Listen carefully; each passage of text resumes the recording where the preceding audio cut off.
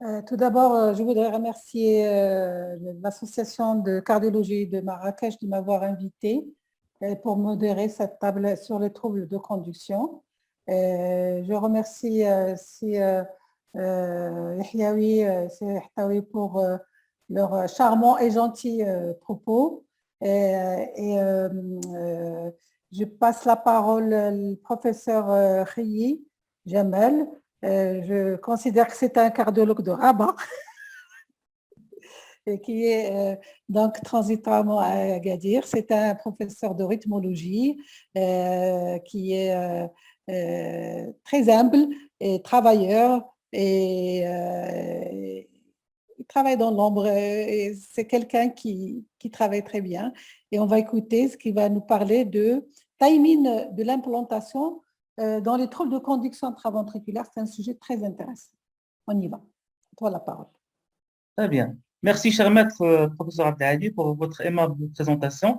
À mon tour de remercier l'Association des cardiologues de Marrakech pour leur aimable invitation à présenter durant leur réunion mensuelle. On m'a chargé de présenter les timings d'implantation des troubles de la conduction intraventriculaire. Alors, le bloc, on va parler surtout du bloc bifasciculaire. Donc, le bloc bifasciculaire, c'est une anomalie électrique comportant un bloc de branche droit qui est soit un hémibloc antérieur gauche ou un hémibloc postérieur gauche. Donc, dans la littérature, on parle de bloc trifasciculaire lorsqu'il est associé à un BAV de premier degré, bien qu'il s'agisse d'un ralentissement de la conduction nodale. Donc, parmi les patients présentant un bloc bifasciculaire, l'incidence de progression vers un BAV complet, elle est de 1 à 2% si le patient est asymptomatique, et par contre, il passe à 6% en cas de présence de symptômes. Alors, la problématique de ce sujet, c'est qu'il y a beaucoup de divergences sur les modalités de prise en charge. Donc, la prise en charge, il va soit de l'implantation empirique proposée par certaines équipes, versus une stratégie d'exploration avec plus ou moins la mise en place d'enregistreurs d'événements. Donc, mon premier cas clinique, je vais présenter 2 cas cliniques au début et un dernier cas clinique pour passer un message demandé par certains jeunes confrères. Donc, le premier cas clinique, c'est un patient âgé de 75 ans. Il est hypertendu, équilibré sous association arate de hydrochlorothiazide, qui nous a été adressé pour une syncope avec un traumatisme facial. L'électrocardiogramme, on va le voir dans la slide suivante, mais néanmoins, on a fait un bilan de son traumatisme. Le TDM cérébral n'a pas montré de fracture ni d'hématome cérébral, ni de fracture faciale. Le TT montre une oreillette gauche qui est dilatée, une valve aortique qui est remaniée sans sténose et un ventricule gauche non dilaté avec une fraction d'éjection qui est à 60%. Par ailleurs, on note une insuffisance mitrale qui est minime. Donc, en hospitalier, on a commencé par une exploration non invasive. On a placé un holter ECG qui n'a pas montré de pause ni de BAV de haut degré et n'a pas mis en évidence des accès de fibrillation atriale. Alors, l'électrocardiogramme montre un bloc qualifié sur un fond de rythme sinusal, une hypertrophie et auriculaire gauche. On note un bloc de branche droit et on note un hémibloc antérieur gauche avec un axe qui est en AVL. Donc, ce patient, on l'a acheminé à la salle d'électrophysiologie pour réaliser une exploration électrophysiologique. Cette exploration électrophysiologique, on la réalise selon un protocole bien codifié. Après une ponction de la veine fémorale droite, on monte 2 cathéters d'électrophysiologie, un qui est destiné pour l'oreillette droite bien sûr, et un qu'on place au niveau de la jonction auriculo-ventriculaire pour enregistrer le faisceau de His. Donc, lorsqu'on a toujours dans l'autre protocole, lorsqu'il y a une dysfonction ventriculaire gauche, on associe bien sûr une stimulation ventriculaire programmée. Donc, sur l'enregistrement de ce patient, on a un espace, ça, vous voyez sur l'enregistrement de His, on a la première déflexion, c'est l'oreillette, la deuxième, c'est le potentiel hissien, et la troisième déflexion, c'est le ventricule. On est bien sur un défilement de 300 mm par seconde. C'est pour ça qu'on voit le signal qui est bien étalé. Donc, en calculant l'espace, l'intervalle entre le H lisse et le début de ventriculogramme, le QRS de surface, on a eu un HV qui est à 55, qui est considéré normal. Je rappelle qu'on considère des vraiment pathologiques au-delà de 70. Mais la valeur normale, c'est entre 35 et 55. Donc, après, on a réalisé une stimulation atriale sans obtenir de BAV de haut degré, et on a eu un blocage nodal au niveau supraïtien, témoignant de la période réfractaire antérograde d'une AV. Donc, par la suite, on a fait un massage carotidien qui n'a pas montré de pause, Donc, on a fait sortir le patient avec une décision de faire une exploration neurologique. Néanmoins, 15 jours après, le patient qui a une exploration électrophysiologique normale, il revient pour une asthénie. Et là, on a refait l'électrocardiogramme. On trouve l'électrocardiogramme qui a montré le même aspect, un bloc trifasciculaire. Et on a placé un autre Holter de cette fois-ci de 48 heures qui a enregistré un BAV complet. Donc, ce qui nous a poussé à implanter un pacemaker double chambre. Ça, c'est pour le premier cas. Pour le deuxième cas, c'est un patient de 65 ans qui est tabagique chronique avec antécédent d'angioplastie de la circonflexe pour un NSTEMI en 2017. Donc, il a été adressé pour bilan de 5 ans. Son examen, il est normal. La biologie, elle est normale. L'électrocardiogramme, on va le voir dans la slide suivante. Sur l'échographie transthoracique, il y a une sinusite qui est normale avec une fraction d'éjection à 58%. Le holter initial, elle est normale. On a quand même refait une coronarographie parce que je plaignais de douleur thoracique atypique. Le stent, il était perméable et on a trouvé une plaque de la première diagonale. Donc, son électrocardiogramme, cette fois-ci, il inscrit un BAV de premier degré avec un bloc de branche droit et un hémibloc postérieur gauche. Je rappelle que l'hémibloc postérieur gauche, il est plus rare que l'hémibloc antérieur gauche parce que normalement, elle est bien vascularisée, le faisceau postérieur. Donc, ici, on a bien sûr l'axe, il est en détroit. Donc, le patient, il a été admis à la salle d'électrophysiologie pour réaliser une exploration comme le cas précédent, mais en plaçant les sangs, je me suis aperçu que le patient est en V1, qu'il avait un bloc droit, il a maintenant un BBG complet. Donc, on a conclu qu'il avait un bloc alternant. Et je rappelle que le bloc alternant, c'est une indication à implanter le pacemaker sans passer par l'étape d'exploration. Et par la même occasion, on a profité pour calculer l'HV qui est allongé à 89 millisecondes, ce qui nous a poussé à placer un pacemaker double champ. Donc, le suivi régulier de ce patient n'a pas montré de récurrence de 5 ans. Donc, ces deux premiers cas nous amènent à discuter un petit peu de la problématique de ces troubles de conduction intraventriculaire, notamment le bloc bifasciculaire. Donc, je rappelle qu'on parle des blocs bifasciculaires symptomatiques. Les patients qui ont un bloc bifasciculaire asymptomatique ne relèvent pas d'une implantation. Donc, les blocs bifasciculaires symptomatiques, donc, ils posent 3 types de problématiques. Donc, on va commencer par le premier, c'est problème de statistique. Donc, la présence d'un bloc bifasciculaire suggère que la cause de la syncope est un BAV. Néanmoins, regardez sur cette étude pour évaluer les mécanismes de la syncope chez les patients présentant un bloc de branche, moins de 50% des patients ayant présenté une syncope avec un bloc bifasciculaire, moins de 50% ont trouvé un BAV.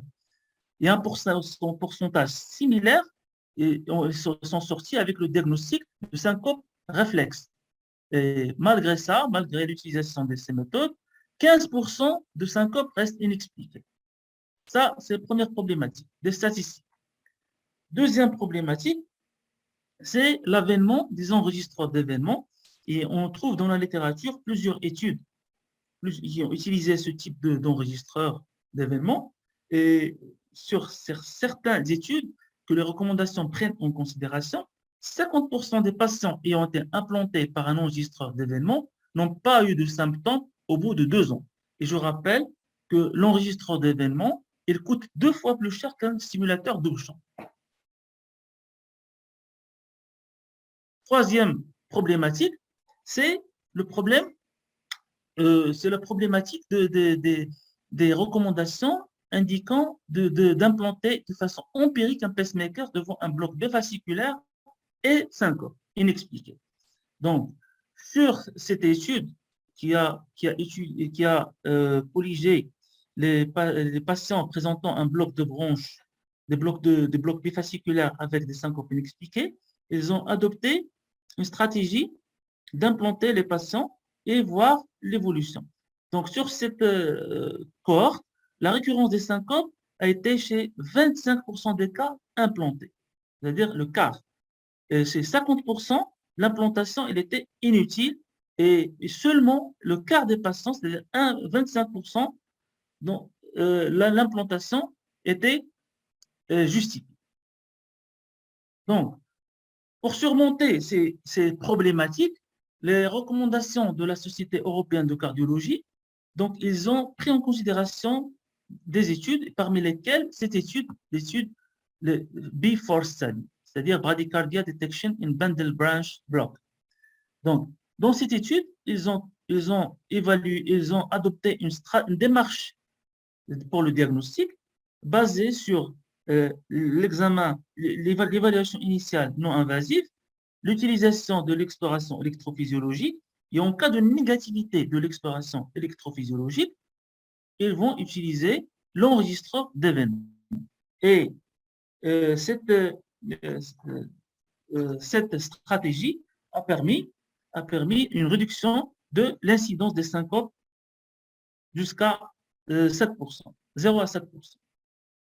Donc, les recommandations de la Société européenne de cardiologie pour la stimulation, ils datent de 2013. On attend en 2021 la sortie de nouvelles recommandations qui sont en cours de publication. Et ils ont parlé de ce chapitre de bloc de bifasciculaire avec syncope inexpliquée. Et les mêmes conclusions ont été retenues dans les recommandations de 2018 pour la prise en charge de la syncope. Donc, que ce soit en 2013 ou en 2018, dans les recommandations de la syncope, donc l'arbre décisionnel est le suivant. Donc, devant un bloc de branche bifasciculaire et syncope inexpliquée, donc la première étape, c'est l'exploration non invasive. Et parmi les examens qu'on réalise au cours de l'exploration non invasive, c'est l'échographie transthoracique. Et lorsqu'on a une fraction d'éjection moins de 35%, alors là, ça rejoint les recommandations de l'insuffisance cardiaque, de la dysfonction ventriculaire gauche. Et là, pour les Européens, c'est une indication classe 1 de mettre un défibrillateur ou bien c'est une indication avec un système de resynchronisation en classe 1. Et je rappelle que le défibrillateur, il va traiter en même temps le problème de troubles de rythme ventriculaire et en même temps, il y a le système, il y a la stimulation qui est embarquée dans le défibrillateur. En cas de trouble de conduction, il va le prendre en charge. Donc, en cas de fraction d'éjection au-delà de 35%, il faut envisager, selon les recommandations, en classe 2A, envisager une étude électrophysiologique. On va voir dans la slide suivante les valeurs à retenir. Et en cas de négativité, la recommandation propose de placer un enregistreur d'événements, ou bien un enregistreur d'événements. S'il est positif, il faut traiter le patient, et s'il est négatif, il faut un suivi clinique. Donc, en cas lorsqu'on réalise une étude électrophysiologique, donc si on a un intervalle HV au-delà de 70 millisecondes, ou bien si on déclenche un BAV, il faut implanter le patient. Donc, en 2013, les recommandations de la stimulation cardiaque, donc en cas de bloc de branche, une syncope inexpliquée et une exploration électrophysiologique anormale, il est recommandé d'implanter un patient lorsque l'intervalle HV au-delà de 70 millisecondes ou déclenchement d'un BAV de 2e au 3e degré.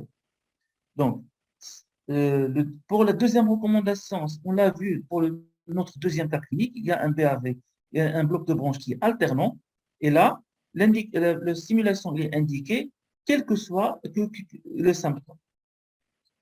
En cas de bloc de bronche biphasique inexpliqué, et syncope dont le diagnostic n'a pas été établi par toutes les investigations, donc pour certains patients sélectionnés, on peut proposer l'implantation de pacemaker, c'est l'implantation empirique, bien que le bénéfice n'est pas réel. Et bien sûr, pour les blocs asymptomatiques, il n'y a pas d'indication à implanter les patients. Donc, mon troisième cas clinique pour passer un message pour certains jeunes confrères qui me l'ont demandé, donc c'est une femme de 60 ans qui a été adressée pour bilan de syncope. Et sur l'électrocardiogramme, il inscrit un bloc de branche gauche complet. Donc, on a fait une exploration d'électrophysiologie et on a trouvé un allongement de l'intervalle HV à 92 millisecondes.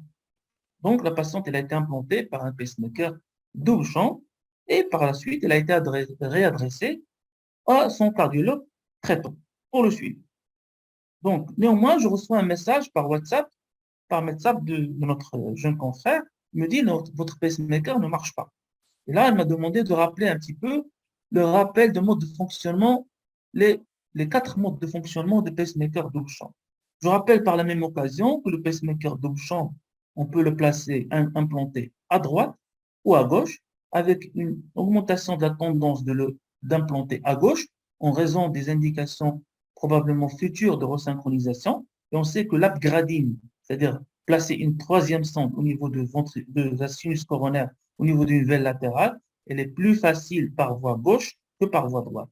Aussi, on place la sonde ventriculaire droite au niveau apical, comme on peut la placer au niveau septal. Ce qui va faire la différence sur l'électrocardiogramme, c'est les QRS dans les dérivations inférieures, s'ils sont positifs en cas de dérivation, en cas de stimulation septale, et en négatif en cas de stimulation apicale.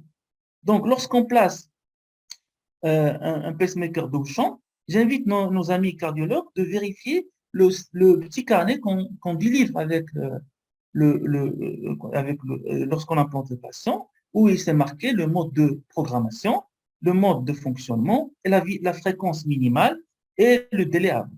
Donc, lorsque on a un patient qui a été implanté pour un BAV complet, il n'a pas de dysfonction sinusale, donc il n'y a pas, s'il a une fréquence au-delà de 60 battements par minute, parce qu'en général, on programme la fréquence minimale à 60, donc on voit très bien qu'il a une oreillette qui est spontanée, suivie d'un spike avec des QRS qui électro-entraînés.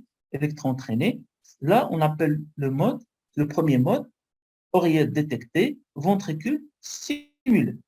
Le deuxième mode, c'est les fréquences dans certaines indications. Par exemple, cette patiente, je l'ai implantée pour une dysfonction sinusale et on voit très bien qu'on a des QRS fins non électro-entraînés, mais ils sont précédés par des spikes ou des stimulus au niveau de l'oreillette.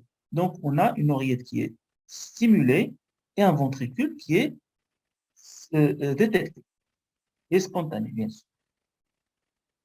Des fois, lorsqu'on a une maladie binodale, une dysfonction sinusale associée à un BAV complet, ou bien si on a programmé la fréquence à 60, minimale à 60, et le patient il a une activité sinusale spontanée moins de 60, dans ce cas, on aura une stimulation atriale suivie d'une stimulation ventriculaire AP-VP.